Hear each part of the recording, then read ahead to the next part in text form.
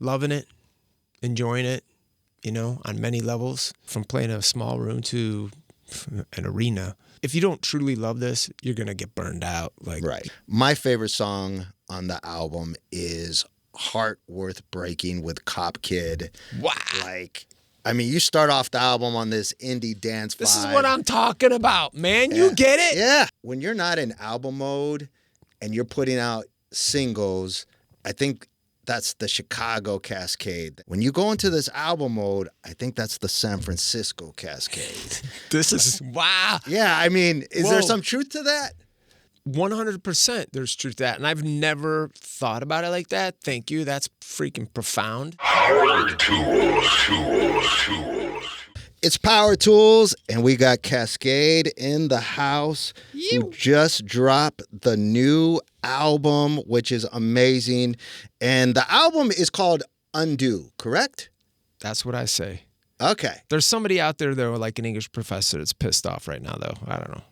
Because he's saying it's what? Undux. That's, okay. So I was, for a while, I was saying undux. And then I got corrected to say... Somebody corrected you? That's awesome. Yeah, he did. He's like, no, I think it's undo. I was like, oh, maybe it is. I'm like... I think you can call it whatever you want to call it. I am not going to correct you. When you name the album, are you just spelling it differently, or is there a meaning behind it? There's a meaning behind it. I guess the meaning behind the spelling. Listen, I like the word undo because that's what the album's about. Right. I liked that it's a playoff of redo or redux. I say redo, whatever. I like that as an X in there because it's been 10 years since my last album. There were just a lot of reasons that it made sense to spell it and call it this. Got it. So my first question to you, everything that you have accomplished, going back to the early days, selling vinyl bootleg remixes to selling out the Coliseum with Deadmau5, DJing on the Super Bowl, 12 albums out. What gets you excited to get up every morning from an artist perspective? What gets you excited every morning? I think there's a couple things here, and I'm sure I would think that you can probably relate to this. On the performance side, there's still that moment where you're in the booth and it's just humming. And it's hard to explain that to anybody else. And what we do is very niche, Mm-hmm. But you've been there, dude. You've had it multiple times, and it doesn't matter how many times it happened. For me, it's like, dude, when it's all clicking and the club is bumping and everything's just in that zone, right? There's nothing like it. You're in that flow state. You don't know what you're playing 6 records from now, but you know what you're playing for the next 3 or 4. It's just it's all kind of unfolding in front of you. There's something magical that happens that you're like, okay, cool. And once you've tasted that a few times, man, it's like a drug. You want it more. Right. And listen, believe me, I've spent a lot of time thinking about this. I've been at it a long time, just like you, and it's there's still that cool thing. I love house music. I don't know. Maybe I'm a simple person. I don't know what it is. Dude, sometimes I get a promo and I'm sitting there at my kitchen table with my headphones on, just listening to promos or doing whatever, sitting on my bed with a laptop open, and something comes on and I'm like, what? Wow, man. Yep. Damn, that is good. Where you're just like, yeah, who is this? Who did that? And I still have those moments. That keeps me going. Right. Then on the music side, I don't know, that's just endless. Anytime I go and do a show, every weekend almost, I go out there and there's somebody in the audience, or when I'm getting out of the car, or I meet him at the airport, that's just like, hey man, this song means a lot to me, or this album means a lot to me. And to see people connect to the music in a real, this is meaningful to them. And that's just cool. So as long as I can go out there and make music and share it, and it's meaningful to somebody, cool, man. I'm in. That's it. I 100% agree. What would you give if you could go back and give young Kaskade some advice. Oh man. You know, the Kaskade that's like selling the bootlegs in his in his bedroom. What advice would you give that Kaskade, knowing what the journey has been? You know, I try to answer this question. I think the biggest thing is relax. Enjoy the ride. You know, I think it's easy to get caught up in the destination. Like, yo, I need to get here. It's like, dude, the struggle is part of the victory. Right. You know, I mean, experiencing all this stuff. So now I kind of just sit back and like, when things aren't going the way I want it, I'm like, oh, this is part of it. You know, like we were just talking right before you hit record about, man, I see on the SoundCloud link for this album that you were initially intended to put it out in like January or February. I'm like, oh man, of last year. Oh, this was last year. I mean, now listen, right. The album, I really finished it, I don't know, coming out of winter into spring, it was pretty much done. And, you know, but it just takes time. And there was a lot of convincing, but I think like young producers are like this. Most everyone who listened to the record was just like, yeah, that's a pass. All the labels are like, it's cool, we're good, but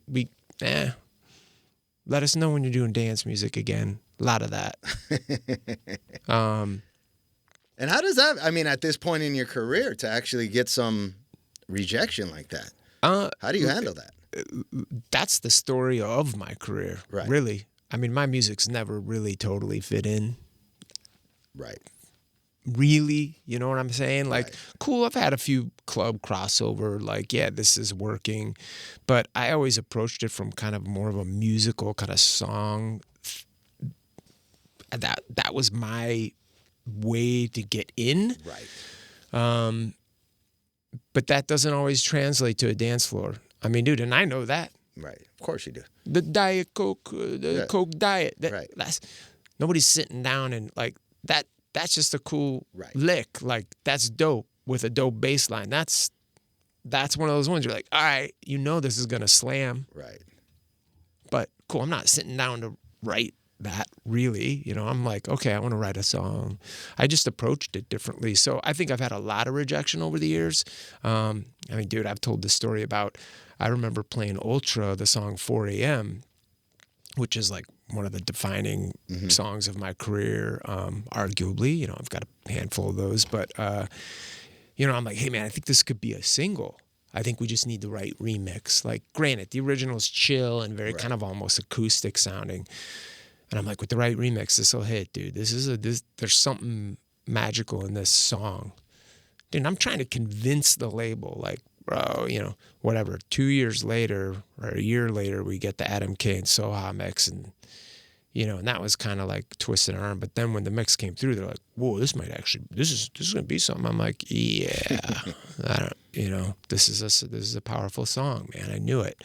And with the right remix, it did. And it resonated, and it went out there, you know, 2 years later after it had been kicking around. And I mean, dude, you've heard those stories how many times, right? Many times. Just needs the right mix, and then all of a sudden things are clicking. But what I love about that, though, and that story that you're talking about, some artists will be like, let me do the version.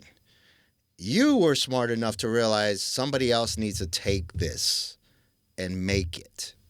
And that was, I think, you know, that's listen, that's about putting the ego in check, right? Right, absolutely. Like, cool, I'm not the guy. The version I heard is what is the original version. Right. Like, I get it. Okay, I put the producer hat, I take that off, the artist hat, I take that off, and I put on the DJ, like, I got to rock the spot. Right. I know I'm not playing that. Right. But for me, the integrity from the artist perspective is more important. Like, I just want to make a song that means something, right? Cool. Right. This is important to me. All right, cool. There's like a million producers coming up. I can't even keep up these days, man. Some dude over here, another dude over there, this guy DMing me, this is hot. I mean, there's just like 50 different things going on all the time. So, and a big deal with songs at work, fortunately or unfortunately, whatever. I mean, this is a whole nother discussion. It's like sometimes guys who just got the heat You need them touching the song. It's not necessarily that their technique or their style or whatever they're doing is so insanely unique. It's a lot of times it's not about that. They just got the heat, man. Right. Whatever's clicking for them right now and what's going on is. And people are going to listen to it in a different way too. DJs are going to hear it in a different way. That's it. So and so's put their co-sign on this, or they remix it, or it's coming out on their label. You know it. That stuff's important in this world. Right. You know? That's smart that you identified that so early in your career, that you were able to like really identify that and put the ego in check. For sure. I mean, there's a lot of artists that can't do that. It's a tough thing. It's not. I mean, dude, egos. Stuff, dude. Right.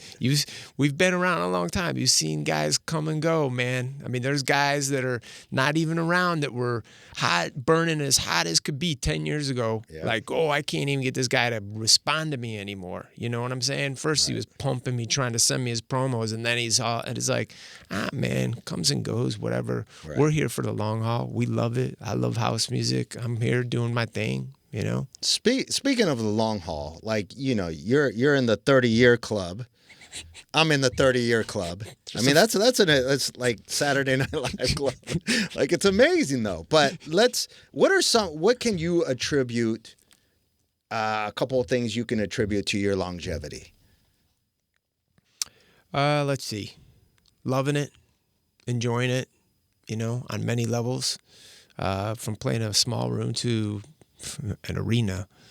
Like, you got to be able to, if you don't truly love this, you're going to get burned out. Like, right. You're going to, you know. That's what I love about you, is you still love the small room. Oh, man. Dude, come on. You get a room, I mean, there's 400, 500 people, and you get that room cooking. Right. Because you're right there with them, right? They're sweating on the turntables. You're all just like up in it, feeling it. I mean, That's the magic. It starts there. Because if you can make it happen for 500 people, you can make it happen for 50,000 people. It's the same thing. All you do is synthesizing that emotion, that feeling. You're just taking it and being like, okay, we just need to add gasoline to this fire and make it big. So if you're making it work for a 500-person room, dude, you can probably go rock the Coliseum. Was that your mindset, like going into like your set at Coachella or your set at the Coliseum? Like the same mindset? Yep. I don't know how to think about it any other way. I mean, I really kind of come from a club world. Mm-hmm. That's a very American thing to say. And the reason I say that is because we've never had that like big boom crossover thing here. Like, it's kind of happened. Right. Yeah, sure. Right. You know, Guetta and Calvin, and like we got the guys and that stuff crossed over.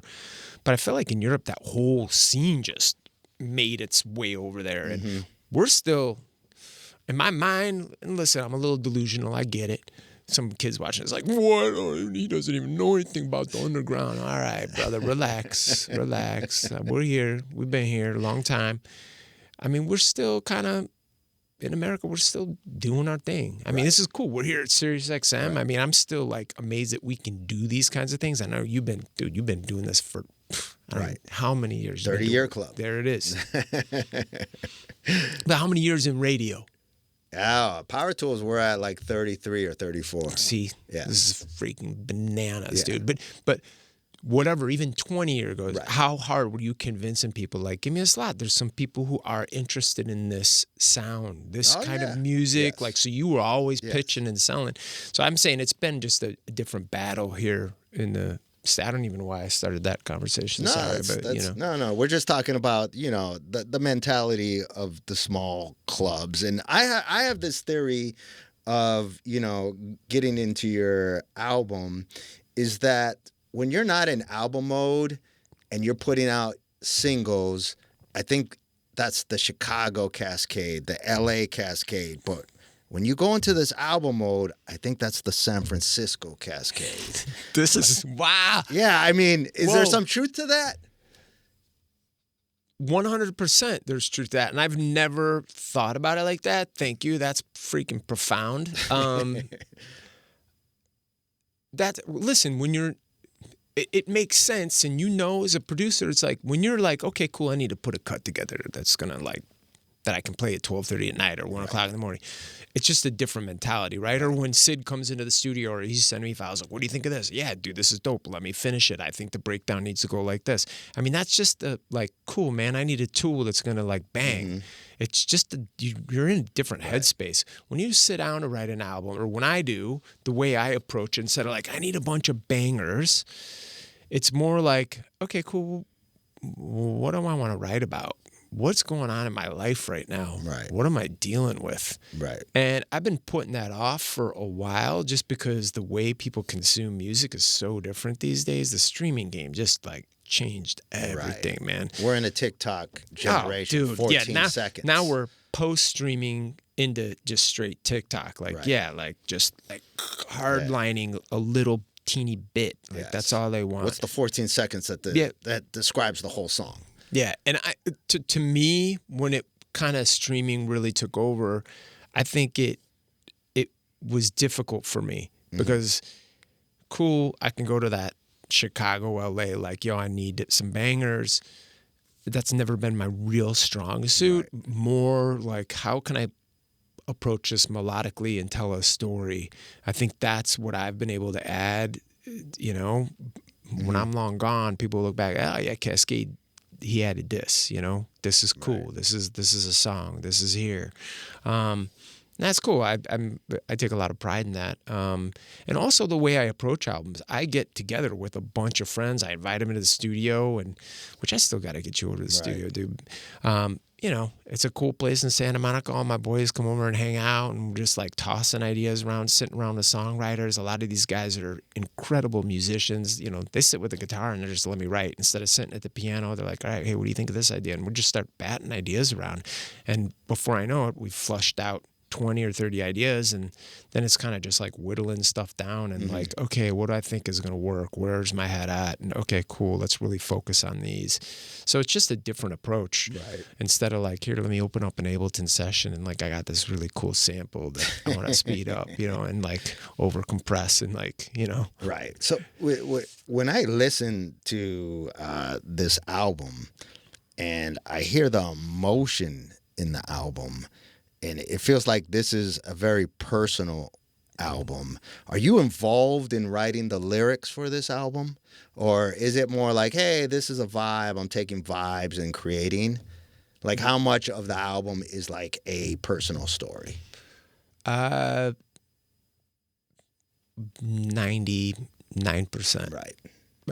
I'm very involved in the lyrical content. Right. I have been for the entirety of my career, which was weird because it didn't start out that way. I started out with like a couple of samplers and I just wanted to make some bangers, you know, very Chicago kid, kind of come up listening to the guys around me that inspired me, Sneak, Carter, you know, Farina, all these dudes. But then as I kind of like got into it, I was moving to San Francisco opened my mind. I could see that there was a lane for stuff that was more musical. When I was making my first records, they were just cool tracks. Nothing wrong with that. And there's no judgment here, but there were a lot of dudes making cool tracks at that time. I mean, this is back when Halo and Hippie and Jess and like all that stuff was just like, wow, man, these guys are really onto some new stuff. And I could see it wasn't my bag. Like I was like, I'm not, like, it didn't feel authentic when I was making that stuff. I'm like, that's them, right? I'm just going to be imitating them if I'm doing that. So, and at the time in San Francisco, there was more musical stuff. Was Naked. I mean, this is at the peak of like, or right before the peak of Naked and and like that whole musical deep thing was just like, and it was owning in San Francisco, but it was starting to go like nationwide and global. No, it was very a San Francisco thing. It was a San Francisco thing, but it's like it was making waves globally, though. Right. Making waves, but it was like in the United States, it was coming out of Frisco. For sure. Yeah. JJ and those guys were just holding it down. Molten Street Studios, Chris Lum, all those guys, respect to those dudes who were like really pounding it out and like making those studios just churn out that sound. And when that started happening and I was kind of a part of the landscape, I was working at home. I was like, it just resonated. I was like, this is what I need to be doing, man. I need to be writing songs. I need to sit down and like put words together and then figure out the music. Like, songs work. And then I had a buddy, Finn Bjarnson, who's a brilliant songwriter. I've written, I don't know, probably at this point, hundreds of songs with him. He's just like, songwriting, he's like, this sound design stuff's cool. He's like, it's awesome. Like, what you're doing is cool. But I got hired to do a remix, and he was the producer of the album. So I went into session or something because the song had a key change, and I'm like, bro, I don't know how to mess with this, man. Like, I don't, like, we don't do this in house music. I don't do key changes, bro. Like, this is too musical. Hey, if I strip this part out, is it going to piss you guys off, or what are the artists going to be pissed? And he was like, nah, cool, but maybe handle it like this. And then we started working together.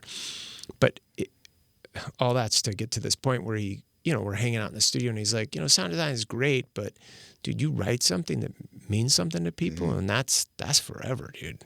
And I was like, whoa. And then it really clicked in my mind, like, okay, how can I have the sound design be forward leaning and into the future and sonically interesting and say something as well? And really, to me, that was like the combination that I've always been kind of like going for. What was that first song that you wrote, the lyrics, or very involved in the lyrics, that clicked, that you went, this is the way? There's a first little like batch that I was sitting in, Rob Wanamaker, on Gonna Make It, and here, let's see, and then It's You, It's Me with Jocelyn. Well, Finn and I wrote that, and then we brought Jocelyn in to sing it, and she knocked it out in, like, no joke, 10 minutes. I mean, I tell people that, and they're like, what? And I'm like, dude, I think she did 3 passes on that vocal, maybe. Wow.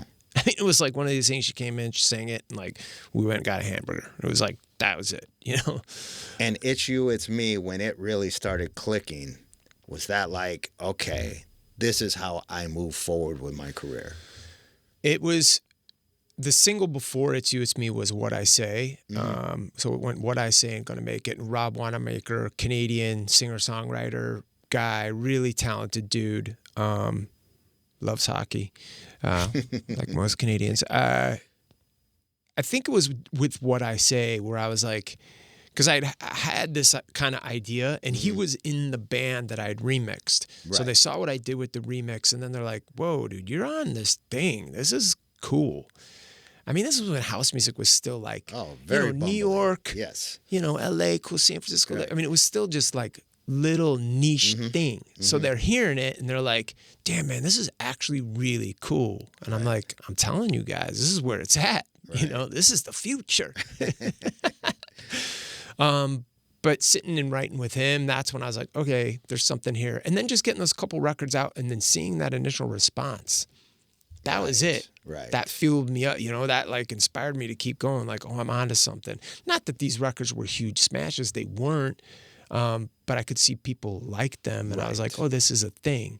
And then it's got to be a different feeling. It's one thing to create the track and be like, oh, I also was a part of what that lyric is saying. It's a totally different thing. Right. It's so, dude, that didn't come until a little later. But I mean, I don't know when the first time was, but I can tell you an early memory when I Remember came out.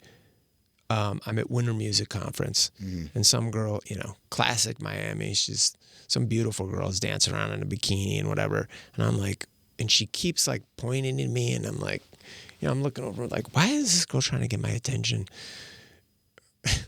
1, I'm married, and 2, you're way too beautiful to be pointing at me or trying to get my attention. Right. Like, I don't, I'm looking behind me, like, what's going on? Anyway, come to find out, it took me half an hour to figure out. Later, I walk off stage, and she's got the lyrics for I Remember. I mean, it's covering half her torso. That's this crazy. Person, and she's like, this song is everything to me. And I'm just like, whoa. Those are words I came up with in a basement studio, hanging out with a friend. And now they're on some girl's body, and she's sitting here telling me how this song means so. I mean, it just was like that, like, wow. Oh, this is the thing, And I could talk all day about that. I think where we are musically, it's like, cool, we have house music and club music, and we all know what that means to us here in the scene and how we love it and the culture and everything behind it. But then I don't know, somewhere in this last 10 years, as the equipment became more accessible to people, we've just reached we're in some other place now, and I don't know where that is. Like when I go play the Coliseum, I don't, we talked about it earlier, I don't necessarily think like rock, it's more like a concert than it is like rocking the spot, some club and getting sweaty. It's like I'm there just showcasing songs that I wrote, remixed, produced, whatever my affiliation. It's more like, and typically on those sets, it looks like a concert playlist. It's like this Kaskade song, that Kaskade song from this album, whatever. And I'm not playing the new Mal P song. Right. I'm there to share some of these moments in my life that are musical moments, and we're having something together. So we're in some cool, I think it's a cool space, like people want to hear that. Dude, you know how it is. You put a new record out, you go out there and it starts to get a little heat, and it's like, if you don't play that record, people are pissed. Or you play that record and you didn't play the one that you put out 2 years ago because whatever, you got in some other space and you went some other direction. And then some lady's like, dude, I drove 45 minutes and sat in traffic to hear you bang that record. That's my biggest record right now in my life. And I do this choreographed dance to it and you didn't even play it. And you're just like, man, I just screwed this person's night up. I forgot to play that record. So is it hard for you to put together sets when you're really like, when you have such a vast catalog and you have songs that have affected and inspired so many people? It's got to be sometimes like, all right, do I leave this one out? But you still want to sound fresh. You still want to be like, how do you find that balance for yourself? I know how I handle it, but how do you handle it? I want to hear how you handle it. I'll go first. I think it's hard. It's tricky, right? It's always this like line you're trying to walk, right? Especially in the club environment. I play Vegas a lot, and like for me, Vegas is kind of a cool place to experiment. Like, sure, I play a 3 hour set, whatever. So the first hour, bang it out, give them the hits, like whatever. Like I could probably be sleeping and do it. I'm like, like on auto. But then it's like, okay, let me see what else in the bag here that I can mess with and manipulate and like see if it'll work. But you're asking me this question at a really interesting moment. I think typically I'd just kind of shrug it off and be like, hey, I play some old ones and pepper in the new ones and try and make it work. And no matter what, you're always going to make somebody angry or they're not satisfied or whatever. It's hard to like make everybody happy when you've been doing it in the 30-year club, right? Like, but I like your approach. First hour is for you. Second hour is for me. That's not bad. It works. Yeah. I like that approach. You make everybody happy. Now I'm going to make myself happy and play, But I'm prepping for Coachella right now. Right. And I have been for months, and people probably hear that and they're like, what? It's such a big show. Right. And by that I mean show. And I am really having trouble deciding what to put in this set. Because it's going to be very well thought out and curated and have massive moments. And like, this isn't something I'm just going up there. I mean, dude, I still play EDC, and I put the guys who travel and tour with me, they just hate me. Like, they like me because, hey, it's cool and he likes good food. That's a cool guy to travel with. But they hate me because, like, every night I'm changing the set. And, like, anyone in our world, there's not a lot of dudes who do that. Right. And the poor lighting guy and visual guy, they probably have, like, a little doll and they poke it every night. Like, screw Ryan changing the set every freaking night. This guy, how is it supposed to look good? I can't get the lights right. But you're not doing that at Coachella. You gotta not at Coachella. This has to be a curated set. Dude, I'll have that set decided here probably the next 4 to 8 weeks, and it'll be locked in, and it's a full directing process going through to make the visuals and how the screens are going to move and what the set's going to be, and it's a massive team of people, so it'll be very curated, and I'm having a really hard time. I'm like, okay, cool, man, how am I supposed to fit this career of music in a 60-minute set? I have and I'm always working on new music, so I'm like, and then what the new stuff? What from the Undo album do I include in here? I don't know. Right. That's crazy. How much time have you, by the time you finished the Coachella set, how much time would you have put into it, into that Coachella performance? Dude, we're talking weeks. Right. Maybe even months. Right. Couple months. So I typically go out and do these Christmas shows, and I'm not doing that this year because it's a full band. It's a massive production. You know, it's 12 people in the band. We get together, we rehearse for a week. I mean, this is like no joke. And I'm not, dude, I'm a fake musician. You know what I'm saying? Like I got to sit and learn the keyboard parts and okay, cool. I'm going to do the sampler here and I'm going to see it. It's like, I'm not sitting down playing the bass every night. When I go play these parts, I got to sit down and learn this stuff and remember it. You know, it's like taking me back to high school or something. And Coachella is taking place instead of doing. Yeah, so I'm like, I've got Coachella, I got an album coming out, so it's like, I can't do all this stuff. But yeah, I would say easily. I'm being very conservative because. Because I don't want to be like, what? This guy spends his whole life doing that? Nah, it's a couple months worth of work on my side. And then, I mean, I'm hiring a massive team to help me execute the idea. So you have to have the music for a show like Coachella. You have to have the music done at least 3 months before. So you can execute the visuals and everything you want to execute. I'd say 3 months is probably cutting it a little close. But yeah. Right. That's crazy. You know, speaking of going back to the album, my favorite song on the album is Heart Worth Breaking with Cop Kid. Wow. Like, I mean, you start off the album on this indie dance vibe. This is what I'm talking about, man. You get it? Yeah. No, I get it. That song's a vibe. Thank you. I'm glad you're loving that one. Cop Kid is awesome, and they're going to love to hear that. Yes. Too. Talk to us about the inspiration and how that song came together. That one they wrote. It's great. Cop Kid, I've worked with them a little bit before. Marnie's amazing. Those guys are awesome. Just super cool. Right. They're trying to get their own thing up and off the ground. Nate, one of the producers I've worked with, I don't know, over the last 10, 15 years, he plays guitar in the band that I put together for the Christmas show. Okay.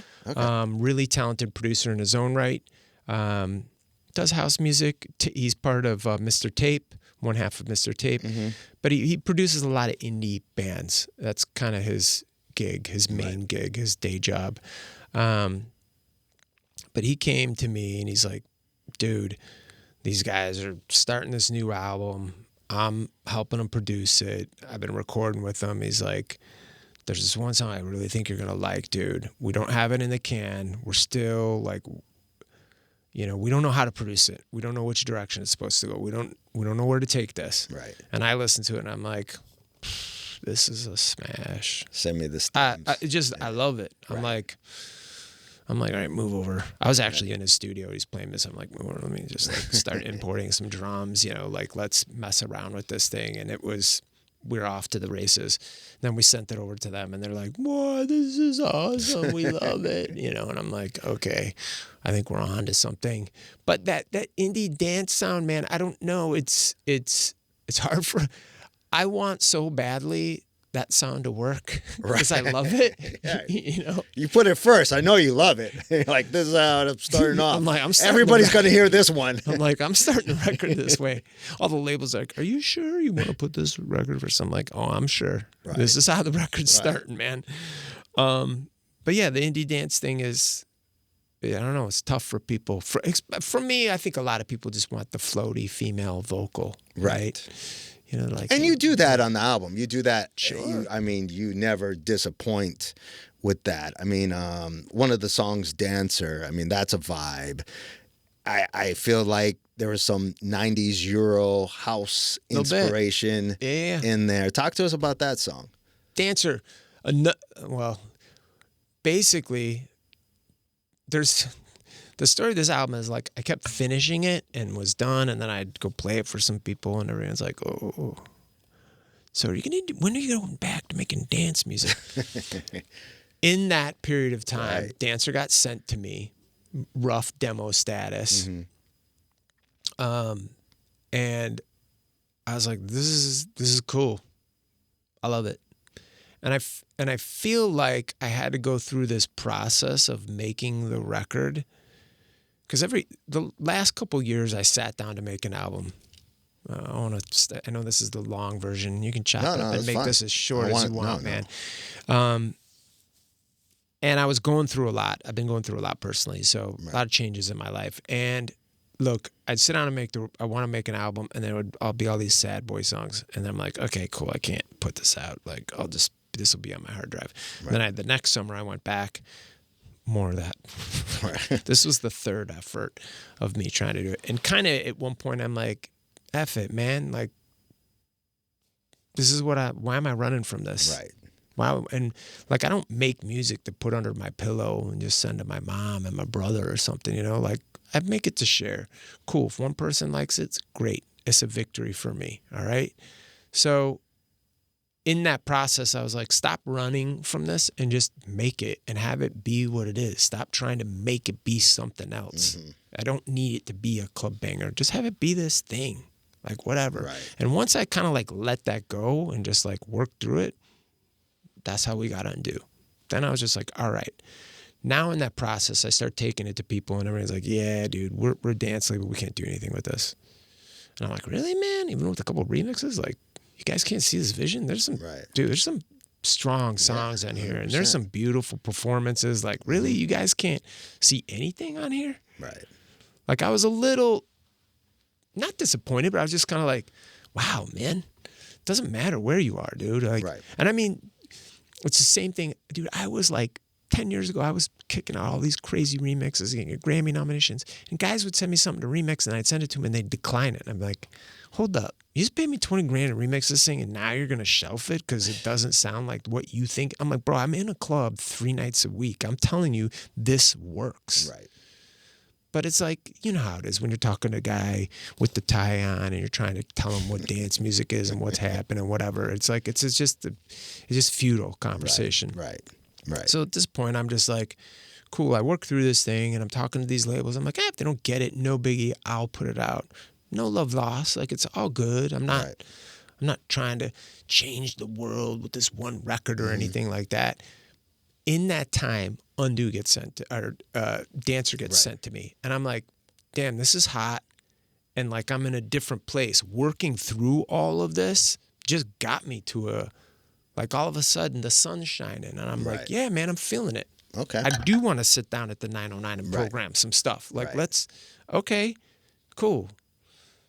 That's how it came about. It came about, that was one of those ones where it's just like, it's in the bag. It already had a vibe. I just need to beef this up and like turn on the jet power and like get this thing going. The jet power. You're absolutely right. It's the same thing with the Aretha Franklin song. That was another one that I had kind of just, I did that for last year, Coachella. I just wanted to have a couple little things in my bag to play that were mine. Right. And that's a great cover, man. That's dude, dope. This is a classic, right? Yeah. I mean, how many times has that record been sampled? Right. But I think a lot of people might not even recognize. A new generation of people don't know the song, so it might feel fresh. Whatever, you play a record that's 10 years old, these kids now are like, man, that's the best thing ever. You're like, what? That's Belle Biv DeVoe, bro. What are you talking about? Like, what? Right. That's EPMD. Like, what? You don't know that? Right. You know? But that's pretty much the only, I would say, like banger you have on the album. Like, that's like, I could play that in a club today. Yep. Yeah, it's a track. And once again, it was kind of these things. It was more of an afterthought. Like, cool, I was through the other side. The label's like, hey, man. So let me tell you, I should give Monster Cat props. Right. Monster Cat, I sent them the album. They were like, whoa, this is different, but it's dope. We want to partner with you on Arcade and put this out. And I was like, wow, okay, I should have hit these guys up sooner, because I had to go through like a few of my guys out there that I've put records out with. And it was like, Monster Cats, they're down. Right. But then they were like, hey, this is Aretha Franklin where we see you on Instagram playing this all the time. I'm like, oh yeah, it's just something. I sent it out to a couple buddies. Like, yeah. And then I thought about it. I'm like, it kind of works on the record. You know, I laid the record out and programmed it in the middle there where there's kind of a couple dance tracks next to it. And I'm like, nah, this works. This is cool. If you guys want it on there, look, we just got to clear it, you know, like I'll let you guys have fun doing that. And they got it cleared. And And Dancer, the same thing. It was just right near the ending there where it was like kind of these moments that were a little bit lighter and gave the album you know, something where I feel like the fans can at least plug in and be like, oh, this isn't totally different. Right. You know?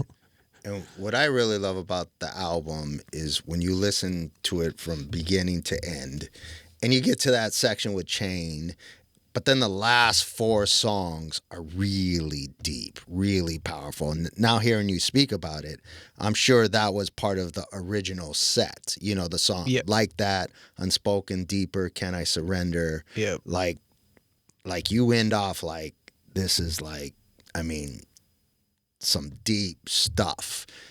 And was that a mentality? I'm like, you're kind of taking a trip on the album. I hit Clubland, but I'm also going to bring it back down. Oh, it's bringing it down. By the time you end with Surrender, you're like, whoa, okay. It's powerful, man. It's those 4 songs as a group, like, I listened to it 3 times, just those 4 songs, because I'm like, wow, this is heavy. Like, this is, you know, for a dance artist, Kaskade, like, that's some heavy stuff. It's a lot. Yeah. Surrender's a lot for me to listen to even now. I get that last part of the album. You know, it's a lot, man. Right. But I think... But it's beautiful at the same time. Going through this process has been very therapeutic for me. It was cool. It helped me a lot. And that's what's great about music, you know? Like, I don't know. Hopefully it speaks to somebody else out there. You know, I'm glad you're enjoying it. Yeah, you know? I think it definitely does. Stepping away from the album, you've been nominated for 8 Grammys. Freaking amazing. Thank you. Are you a little salty you haven't won one? Is there a little like, I'm going to get, like, this album better be nominated? Like, do you think as you're working on music, this is the one that's going to get it for me? No. But there's some salt. There's a little salt there. I don't ever think like, oh, because Grammys is such an interesting thing, right? It's like, it's a whole, I feel like it's a chess match, kind of, you know what I'm saying? Right. It's beyond the art. I think that year Skrillex won like, I don't know, 27 Grammys. I don't know, whatever. He won like 5 or 6 or 7 that year or whatever. Because he was the man of that year. Right. No doubt, dude. I get it. Right.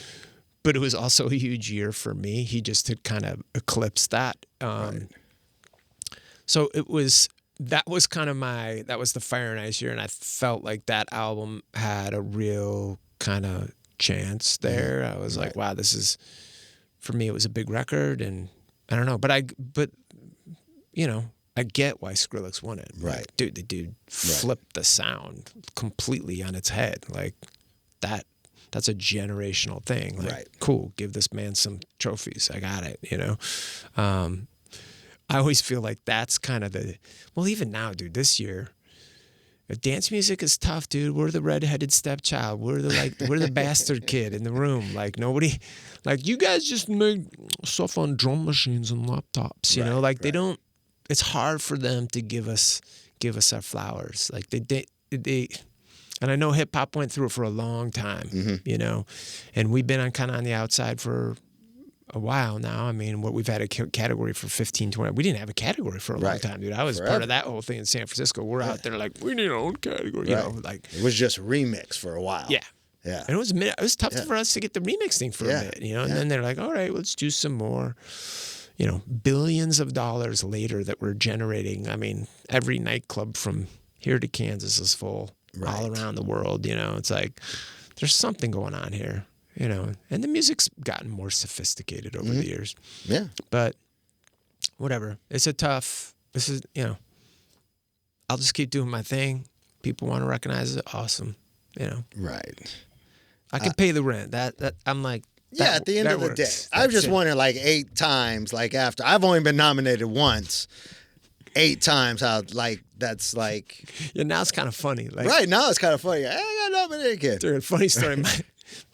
On the way down here, my daughter's like, did you get nominated for a Grammy? And I'm like, no, because my kids have gone so many times with me. Right. So now it's like the annual thing we do in January, Right. like get dressed up, stay at the hotel. You know, we do a whole deal. We don't stay at the house. We stay at the hotel. They get all fancy. They get to buy a dress. You know, they get their hair and makeup done. It's like a whole thing. So my girls love it. Right? Dad, she was getting salty for me. My oldest Mia was just like, that's whack. These guys don't know anything. They don't know. I'm like, wow, it's actually the voting, you know, it's a whole thing. Dude. Right. And she's like getting pissed for me. I think she's more upset that she doesn't get the whole print and proof. Nah, but she's my number one fan. I mean, whatever. My family's always in my corner. Right. And speaking of family, I read that sometimes, and I didn't know this, you'll fly back from a gig in a private jet just to make church. I think that's amazing. I guess I haven't talked about that. I've done that. I don't know. So many talk about dozens, why that's hundreds of to you. times. Yeah. I don't. I'm a church going guy. Sunday morning is my. That's Sunday's taking church my day. going to another level. That's no. I think that's awesome. That's a commitment. I'm gonna book a private jet so I make church on Sunday. Well, a lot of those times there aren't flights that get in time. Right. But I'm like, if I fly out at 4, I'm home. I can sleep for a couple hours and still make it. And it was, listen, it's always been important to me. But when my kids were young and like, you know, I was trying to be like, hey, this is how I do things. This is important to me. It can be important for you. This is how I've stayed centered in my life. God is very much a part of my well-being. Right. So I wanted them to know and understand, like, this is important to me. Like, I get it. I work till 4 a.m, but I'm here and I prioritize this over everything else. That was important for me to show them. Now, listen, the actual act of going to church and resetting and doing that every week is a big deal for me, for sure. But it was also important for me to like show my children, like, hey, this is a big deal to me. Right. That's awesome, man. Couple more questions. This one is a little wild. If you could go jump in a time machine and go back to any like year of electronic music and experience it, a city, a club, what year, what city you going, what club, like to just be back in there, like to hear Little Louis Vega in his early days, or maybe there's somebody else, like you didn't hear Frankie Knuckles. Like if you could go back. I did hear Frankie. Oh, you did? I heard Frankie. Okay. That had to be a religious experience. Huge.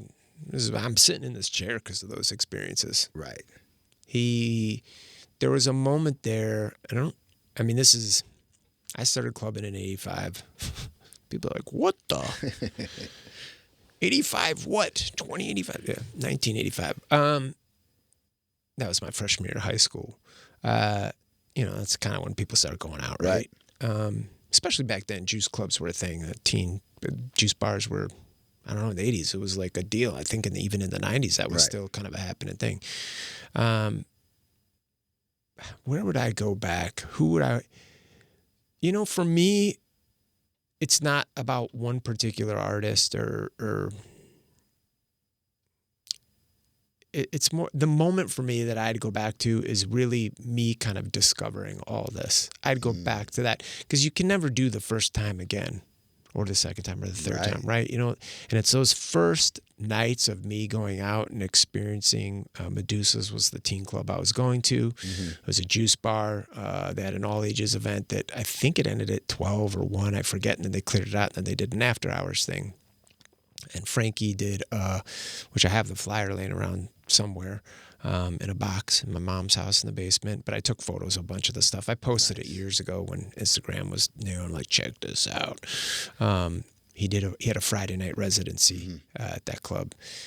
And I think it was about for like a year. And I'd pop in. I was like, what is and he's taking this? it to church. Oh, yeah. It's just, my mind was melting out my ears all the time at this club. Just for it.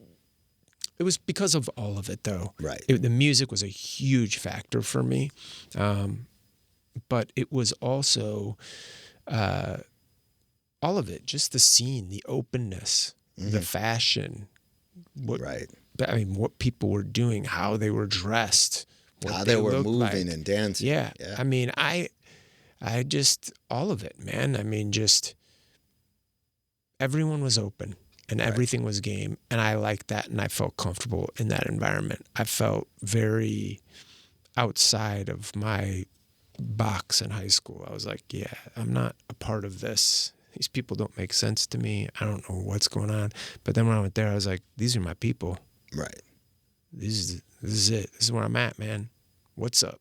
Right. You know, like all of a sudden I'm like, all right, cool. So to experience that again, you know, with a like, wow, I really am standing in the middle of something. Listen, at the time you have no idea because you don't know, and I didn't know what house music was, right. And I didn't know how far it's gonna go. You're just, hey, this is cool. Yeah. Right. It took me moving out of Chicago, going to university, leaving the state, and being back and being like, oh, you guys don't do this. Right. Well, you're missing out. Check it. You know, and I had a couple crates full of records because you could still buy records back then, and that was still like a viable format. Right. Not as cool as cassette, you know, like, oh, you're still buying those. Like, check this out. You can play this in your car and it doesn't skip. Yeah, I was still like Vinyl Head, and Gramophone was a place where I was going.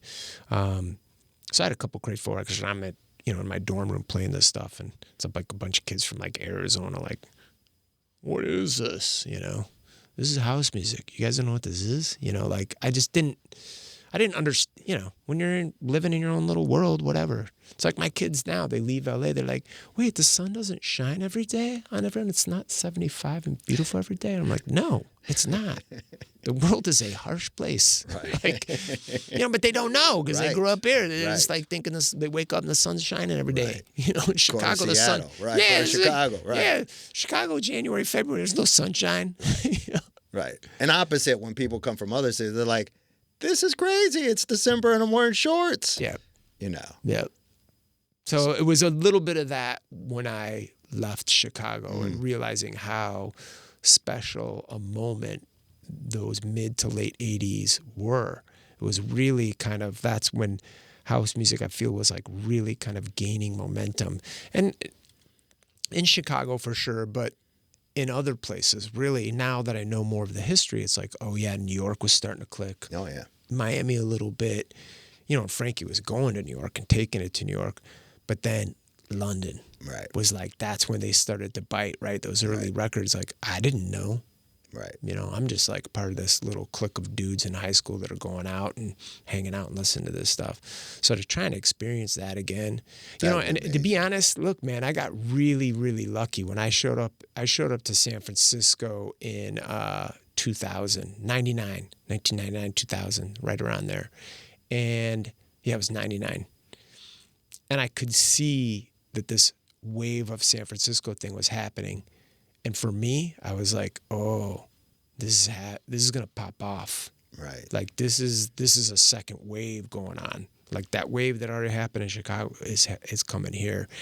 And that I was able to use that and kind of put myself in position. That's when I was like, man, I really need to start making records. Like I thought I missed the boat in Chicago, you know, like, oh yeah, that thing's, house music's crazy. Like those guys, Sneak, like they're the guys, right? Knuckles, like, okay, cool.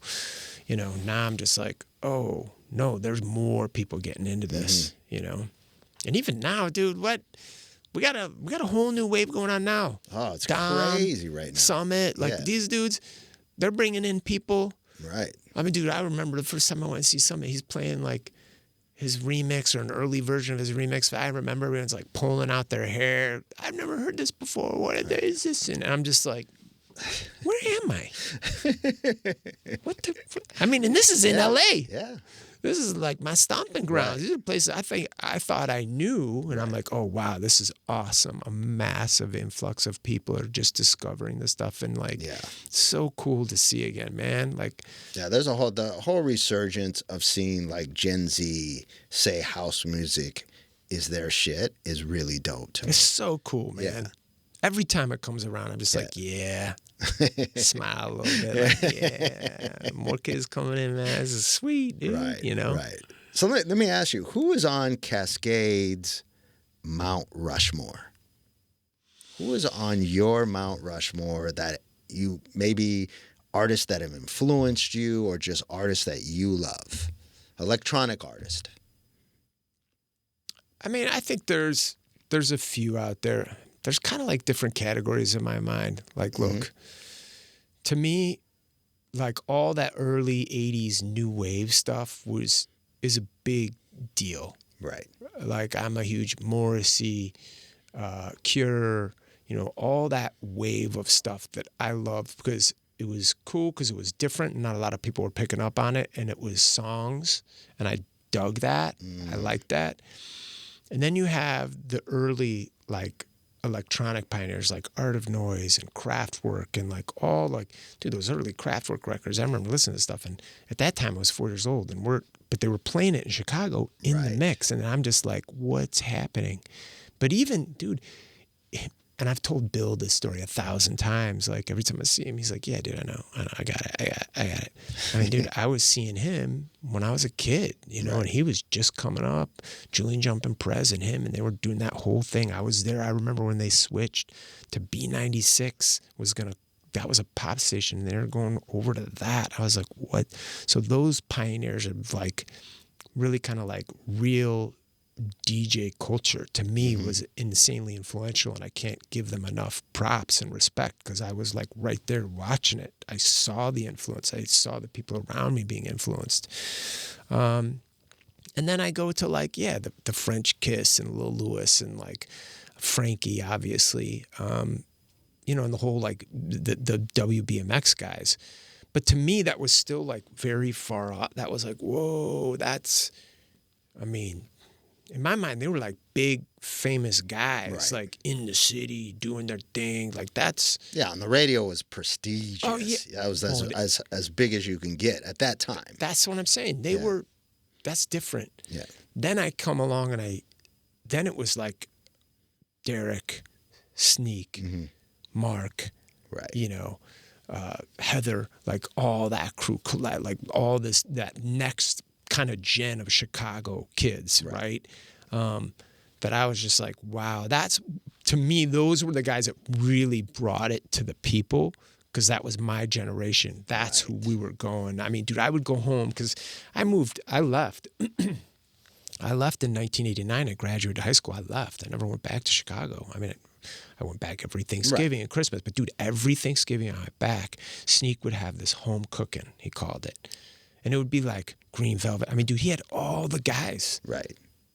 Anyone from Chicago, because they're all coming home for the holidays, right? These guys are going to touring Europe and doing whatever they're doing, early days of like, oh, this is global now. These guys are getting play, to me, I'm just like, this is so exotic. But here they're home. So I went to that home cooking show, I don't know, 5-6 times. I'd go home, visit my mom and dad, see my brothers and sisters, eat a big meal, and then I'm like, into the city, let's see what these guys are doing, and they're just banging it, and I'm like, man, this is just like, this wave just keeps going. These guys are doing it, dude. The Chicago is we are worldwide. This sound has touched people, because this is, early mid-90s, where I'm just like, this, because I had some distance from the city and the sound, and I realized like, man, this is a whole thing. Right.